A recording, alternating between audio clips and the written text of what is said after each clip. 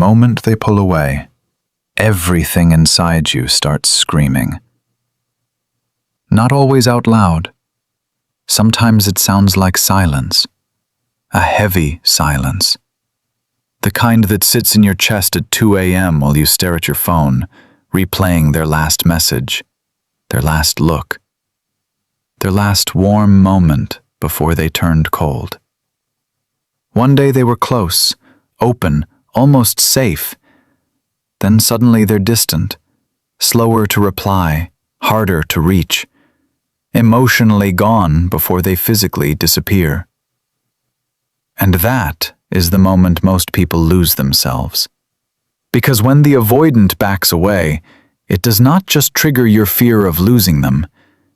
It triggers your oldest wound, the one that whispers that love can vanish without warning, that warmth is never stable, that if someone withdraws, it must mean you did something wrong. So your mind starts searching for answers. Your body starts chasing relief. You want to text again, clarify, fix it, push through the wall. You want to do something because doing nothing feels like death. But this is the brutal truth no one tells you. The more you chase an avoidant in the moment they feel overwhelmed, the more you confirm the very thing their nervous system is trying to escape. Pressure, intensity, need, emotional demand.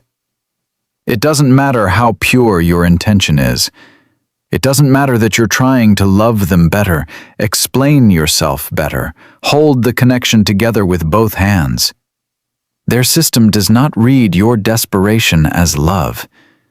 It reads it as engulfment, as danger, as one more wave hitting a system that is already drowning. That is why the move that feels most unnatural to you is often the only move that changes everything. When the avoidant backs away, becomes still, not cold, not manipulative, still. Because this is not about punishing them with silence. It is about refusing to abandon yourself in order to keep someone from abandoning you. There's a difference. Most people think avoidants stop caring when they pull away. That's the story the anxious mind tells itself because it needs something simple to hate. But the truth is usually far more painful and far more human.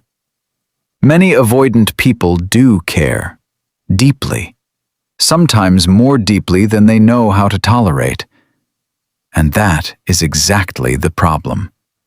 Closeness activates them. Real intimacy does not just create warmth, it creates exposure. It touches the parts of them they learned to lock away long ago. The part that equates dependence with weakness. The part that learned emotions lead to pressure, expectations, disappointment, or loss of control. So when things get deeper, when they start feeling attached, when your presence begins to matter too much, their body can interpret that bond as a threat. Not because you are threatening, because vulnerability is. This is where psychology matters, because if you don't understand what's happening beneath their behavior, you will keep personalizing it and destroying yourself over something you were never meant to carry alone. When an avoidant begins to feel emotionally cornered, the nervous system can shift into protection mode. The amygdala, the brain's alarm center, starts scanning for emotional danger. Cortisol rises. The body prepares for stress, not connection. Their system starts craving distance, the way a panicked body craves air. Even dopamine gets involved. What felt exciting when it was uncertain can begin to feel suffocating once it becomes real, stable, and emotionally demanding. So they detach. Not always because love disappeared, but because their body no longer knows how to stay regulated inside it. They don't always think, I want to leave this person. Sometimes what they feel is, I need space, or I'm going to disappear inside this. And that is a very different sentence. This is why begging, convincing, over-explaining, emotional flooding, and trying to force clarity almost never work. You are trying to solve a nervous system response with logic. You are trying to earn safety from someone whose body is wired to back away the moment feelings become too intense. And if you do not understand that, you will keep standing at a locked door, bleeding on it, calling it love. So, what do? You become still. That is the core of this. Stillness. Stillness is not weakness. It is not passivity. It is not giving up. It is regulated power. It is the decision not to let someone else's withdrawal drag you into emotional self-betrayal. It is choosing not to perform panic just because panic has been activated. When they back away, do not rush in to fill the silence. Let the silence speak. Because silence does something that chasing never can. It reveals the truth. If they needed space, silence gives them the room to feel their own emotions without you managing them for them. If they were testing whether you would collapse without their validation, silence breaks the pattern. If they expected you to over-pursue, over-function, and over-explain, your stillness interrupts the dance. And if there is anything real in them, anything honest, anything unresolved, silence will eventually force them to sit in the absence of what your presence was doing for them emotionally. People often underestimate this. They think if they stop reaching, they lose. But with avoidant dynamics, constant reaching often protects the avoidant from feeling the loss of connection. Your chasing becomes a cushion. It softens the consequences of their withdrawal. It allows them to keep distance without having to face what distance actually costs. Your stillness removes that cushion. Then something shifts. Not always immediately, but deeply. At first, they may feel relief. This is the part nobody likes to hear, but it's true. When you stop pushing, they often exhale. The pressure drops. Their nervous system settles. The noise goes quiet. They finally have enough room to hear themselves. And then comes the second phase. The absence starts becoming loud. Because now you are no longer there filling every gap. No extra text, no emotional rescue, no constant reassurance. No evidence that you are still available, no matter how little they give. And in that space, something uncomfortable begins to happen. They start to feel you. Not your words. You. Your energy. Your steadiness. Your missing presence in the places where it used to soothe them. The good morning text that used to greet their emptiness. The emotional warmth they could dip into without fully naming how much they relied on it. The silent certainty that you would be there. Now it's gone. And absence is clarifying. That's when the mind starts moving. They wonder what you're thinking, whether you're done, whether you're seeing them differently, whether they pushed too far this time.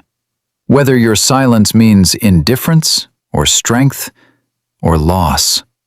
They start replaying your softness, your patience, the moments you understood them when nobody else did. The place you occupied in their internal world becomes visible only when it is no longer being constantly offered. This is the paradox of avoidant attachment. Closeness can overwhelm them, but distance can awaken them.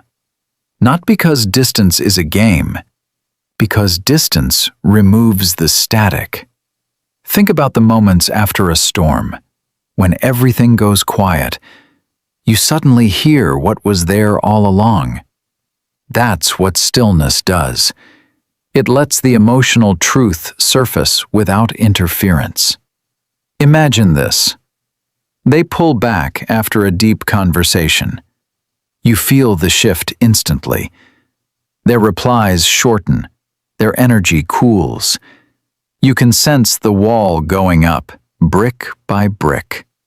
The old version of you would panic. You'd send the long text, ask if everything is okay, try to be understanding while secretly begging not to be left in uncertainty. Then maybe another message, lighter this time, trying not to seem too much. Then maybe a meme, a check-in, an opening, a door left cracked just in case. But this time, you do something different. You feel the ache. You feel the craving. You feel the urge to reach. And you do not obey it. You put the phone down. You let your body shake if it needs to. You go sit with the discomfort instead of outsourcing it to them. You breathe through the cortisol spike. You name what's happening. This is activation. This is fear. This is not love disappearing in real time. This is my nervous system begging for certainty. And slowly, instead of making them responsible for regulating your panic, you regulate yourself. That changes you. Because every time you choose self-possession over pursuit, you teach your body a new truth. I can survive distance. I can survive ambiguity. I do not have to chase to be worthy. I do not have to collapse just because someone else withdraws. That is not a small shift. That is a spiritual one. And here is where the power dynamic begins to flip. Not because you are trying to manipulate them into chasing you, but because when you stop handing someone unlimited access to your attention during the very moment they are withholding theirs, your value becomes real again. Not performative, not spoken, felt. People do not fully respect what never requires responsibility. If they can withdraw, go cold, disappear emotionally, and still find you waiting with open arms and trembling loyalty, then your presence becomes predictable in the most dangerous way. It becomes emotionally cheap. Not because you are cheap, but because you keep offering yourself at a discount to someone who has done nothing to earn your overextension. Stillness restores price. It says, without saying a word, my energy is not available for one-sided access. And avoidants feel that. They may not admit it. They may not even consciously understand it, but they feel when the dynamic changes. They feel when you are no longer spinning around their absence. They feel when your center is no longer located inside their approval. That is when curiosity returns. That is when they check your story and linger. That is when they type a message and delete it. That is when they start wondering if they misread your depth as dependence. That is when missing you begins to compete with the relief of distance. Then the real tension begins inside them. Because now they are not just managing closeness, they are confronting loss. And loss does what pressure cannot. It reveals value. But listen carefully. This is the part where many people ruin everything. The avoidant comes back with a small opening, a message, a casual check-in, a breadcrumb wrapped in familiarity. And because you missed them, because your body was starving, because the silence hurt more than you want to admit, you rush forward emotionally, as if the connection has already been restored. That is the trap. If you return to overavailability the second they reappear, you teach them that all they need to do is disappear and come back when convenient. The pattern resets, the lesson vanishes, and your pain becomes cyclical. So if they come back, do not abandon your stillness. Meet them, but do not melt. Respond, but do not rush. Stay warm, but stay awake. Let them feel that access to you now requires presence, consistency, emotional honesty. Not perfection, but effort. Not intense words, but grounded behavior. Because the goal is not to make them chase you for ego. The goal is to stop participating in a dynamic where your love is only fully appreciated in your absence. You deserve more than being most wanted when you are walking away. And here is another truth that may sting. Sometimes your stillness will not bring them back. Sometimes the silence reveals not hidden love, but limited capacity. Sometimes it exposes that they are not ready, not willing, or not able to meet you in the place where real intimacy lives. And that hurts. It hurts because part of you hoped that if you just said the right thing, waited the right way, loved hard enough, they would finally choose depth over defense. But your job is not to outlast someone's emotional unavailability until they accidentally become capable of loving you well. Your job is to stop confusing your endurance with destiny. Stillness is powerful, not because it guarantees reunion. It is powerful because it protects your dignity, whether they return or not. If they come back aligned, you will see it clearly from a regulated state. If they do not, you will still have yourself. And that matters more than most people realize. Because the deepest wound in these dynamics is rarely their withdrawal. It is your abandonment of yourself in response to it. That is the real heartbreak. Not just that they pulled away, but that you started pleading with your own soul to accept less than it needed. That you started negotiating with your standards, shrinking your truth, silencing your instincts, calling inconsistency complexity, calling confusion chemistry, calling emotional deprivation love. No more. Let this be the moment you understand something life-changing. The avoidant backing away is not always a sign to fight harder for the bond. Sometimes it is a test of whether you will finally choose yourself, whether you will stay anchored when someone else becomes distant, whether you can hold your own worth without immediate reassurance, whether you can stop making another person's ambivalence the center of your identity. Because the most attractive thing in the world to any nervous system, even an avoidant one, is not obsession. It is groundedness. It is someone who feels deeply without drowning. Someone who can love without clutching. Someone who can remain open without becoming easy to destabilize. Someone whose presence is calm, not consuming. Someone who does not panic at the first sign of distance because they are no longer trying to extract self-worth from someone else's availability. That person has gravity. That person changes the room. That person does not need to threaten, beg, chase, or perform indifference. Their energy says everything. I know what I offer.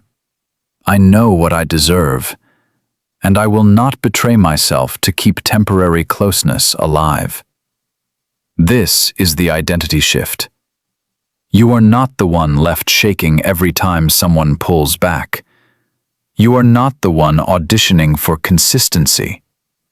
You are not the one trying to decode mixed signals like they are sacred texts. You are not the emergency system for someone who refuses to face their own intimacy wounds.